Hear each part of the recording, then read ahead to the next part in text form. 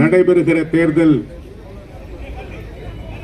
ஒவ்வொரு 5 ஆண்டுக்கும் ஒரு முறை வந்து போகிற தேர்தலாக இதை நீங்கள் பார்க்க கூடாது என்று நான் அன்போடும் பணிவோடும் கேட்டுக்கொள்வேன். அதற்கு காரணம், நம்முடைய தமிழ்நாட்டை, தமிழ் மண்ணை, அதன் மகிமையை, கலாச்சாரத்தை, பண்பாட்டை நாம் இதுவரையிலே நாம் ஆட்சி செய்து வந்திருக்கிறோம், வளர்த்தெடுத்திருக்கிறோம், வரலாறு படைத்திருக்கிறோம். ஆனால் இந்த தேர்தல் மூலம் தமிழ்நாட்டுடைய வளர்ச்சியை, தமிழ்நாட்டுடைய பண்பாட்டை, கலாச்சாரத்தை சீர்குலைப்பதற்காக டெல்லியிலே இருந்து மதசார்பற்ற கட்சிகளுக்கு எதிராக மதசார்புடைய மக்கள் விரோத, ஜனநாயக விரோத கும்பல், பிஜேபி, ஆர்எஸ்எஸ் கும்பல் அதிமுக என்ற அமைப்போடு இணைந்து தமிழ்நாட்டை சிதைப்பதற்கு முயற்சி எடுத்து வருகிற ஒரு பண்பை இப்பொழுது பார்க்கிறோம். தமிழ்நாட்டில் கடந்த 5 ஆண்டுகளில் நாம் ஆட்சி பொறுப்பை நம்முடைய மாண்புமிகு முதல்வர் முத்துவேல் கருணாநிதி ஸ்டாலின் அவர்கள் பொறுப்பேற்பதற்கு முன்னர் ஆட்சி பொறுப்பை அவர்கள் ஏற்பதற்கு முன்பு தமிழ்நாட்டின் நிலை என்னவென்றால், இந்தியாவிலேயே தமிழ்நாடு தாழ்ந்து தாழ்ந்து தாழ்ந்து போய் 27 மாநிலங்களிலே கடைசி மாநிலமாக தமிழ்நாட்டை கொண்டு வந்தவர் 10 ஆண்டு ஆட்சி செய்த அதிமுக கட்சியும் அதன் தலைவரும் முதல்வருமான எடப்பாடி பழனிசாமி அவர்கள். கின்னஸ் புத்தகத்தில் பதிவேற்றம் செய்யப்பட்டு தமிழ்நாட்டு வரலாற்றை சிதைத்த ஒரு கட்சி அதிமுக கட்சி. அதற்கு துணை போன கட்சி, துணையாக இருக்கிற கட்சி பிஜேபி கட்சி. இந்த 5 ஆண்டுகளுக்கு முன்னர் நம்முடைய மாண்புமிகு முதலமைச்சர் முத்துவேல் கருணாநிதி ஸ்டாலினும் நான் ஆட்சி பொறுப்பை ஏற்பதிலே அன்றைக்கு தொடங்கிய அந்த வரலாறு, முதல் ஆண்டிலேயே தமிழ்நாடு இந்தியாவிலே முதன்மை மாநிலம், முதன்மை முதலமைச்சர் என்று பெயர் வாங்கியிருக்கிறார் என்பதை மறந்துவிடக் கூடாது. தொடர்ச்சியாக 5 ஆண்டுகள் சிறப்பான ஆட்சியை வழங்கி ஒரு வரலாறு படைத்த ஒரு ஆட்சி என்பது நம்முடைய மாண்புமிகு முதல்வருடைய தலைமையிலான ஆட்சி என்பதை நான் மகிழ்ச்சியோடு சொல்ல விரும்புகிறேன்.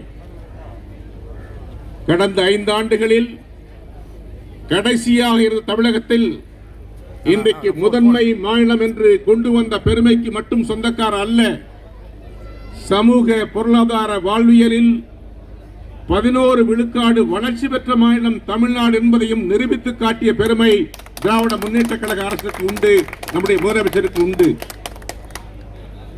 அது மட்டுமல்ல, இந்த வளர்ச்சி திட்டத்தின் அடிப்படை, வளர்ச்சியின் விகிதத்தின் அடிப்படையில் இந்தியாவில் இதற்கு இணையான எந்த மாநிலம் இல்லை என்பதும் வரலாறு.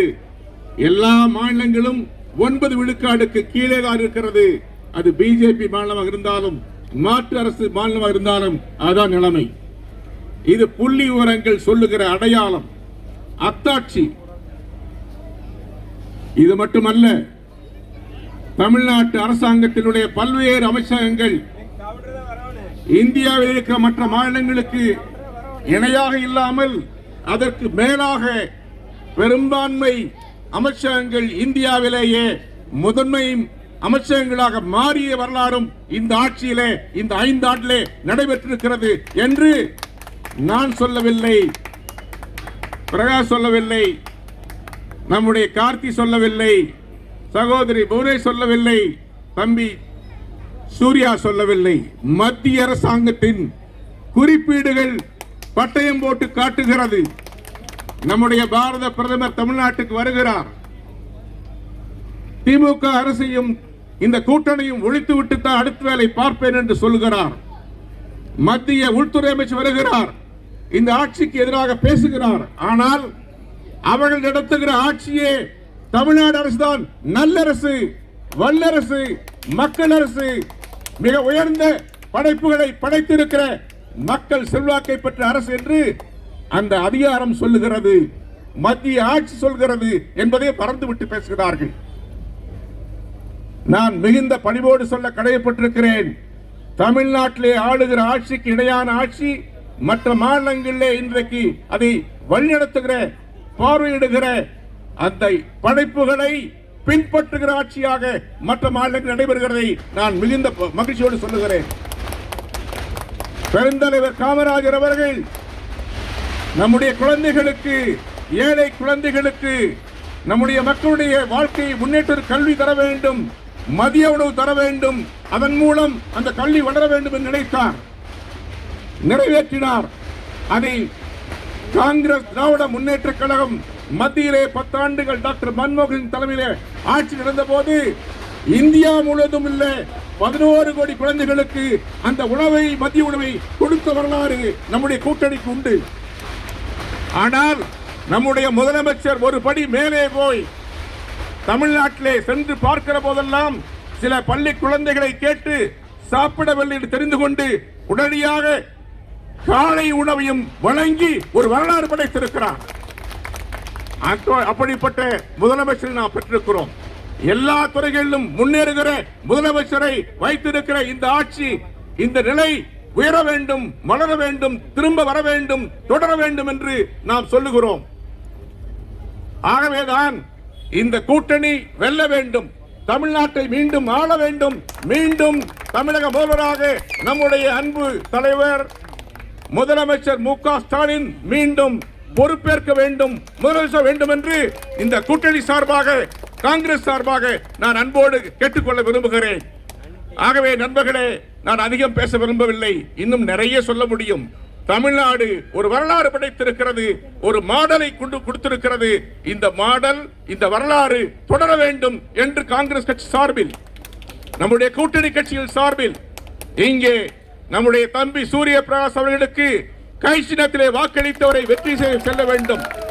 தமிழ்நாட்டில் ஆளுகிற நல்லாட்சி தொடர்வதற்கு தம்பி சூரிய பிரகாஷ் சட்டமன்ற உறுப்பினராக மாறி நம்முடைய முதலமைச்சர் மாண்புமிகு மு.க. ஸ்டாலின் அவர்கள் அடுத்த முதல்வராக வருவதற்கு அவர் வாக்களிக்க வேண்டும். நம்முடைய வனத்துக்குரிய தலைவர், அகில இந்திய காங்கிரஸ் தலைவர், எதிர்க்கட்சி தலைவர் ராகுல் காந்தி அவர்களும் தலைவர் மு.க. ஸ்டாலின் அவர்களும் இடைவெளியாத நண்பர்கள் என்பதை மகிழ்ச்சியோடு சொல்கிறேன். தலைவர் ராகுல் காந்தி கோயம்புத்தூர் வந்தபோது, நாடாளுமன்றத்தில் வந்தபோது சொன்னார், இந்தியாவிலேயே எனக்கு ஒரு அண்ணன் இருக்கிறார், அவர் மு.க. ஸ்டாலின் என்று சொன்னார். அப்படிப்பட்ட நட்பு கிழக்கரமான 2 தலைவர்களை நாம் பெற்றிருக்கிறோம். தமிழ்நாட்டிலே மாண்புமிகு முதலமைச்சர் மு.க. ஸ்டாலின் மீண்டும் முதல்வராக வர வேண்டும். மத்தியிலே 29 நம்முடைய கூட்டணி மீண்டும் வெற்றி பெற்று தலைவர் ராகுல் காந்தி பிரதமர் வர வேண்டும். அதற்காக நாம் எல்லாம் ஒன்றுபட்டு உழைக்க வேண்டும். அந்த வெற்றியிலே நாம் திளைக்க வேண்டும் என்று உங்களை அன்போடு கேட்டு ஆதரிப்பீர். கை சின்னம் தம்பி சூரிய பிரகாஷ் அவர்களை கை வாக்களித்து தமிழக முதல்வர் விரும்பும் சின்னம், தலைவர் ராகுல் காந்தி விரும்பும் சின்னம், நம்முடைய கூட்டணி தலைவர் விரும்பும் சின்னம் கை சின்னம். ஆதரிப்பீர். கை சின்னம். வணக்கம்.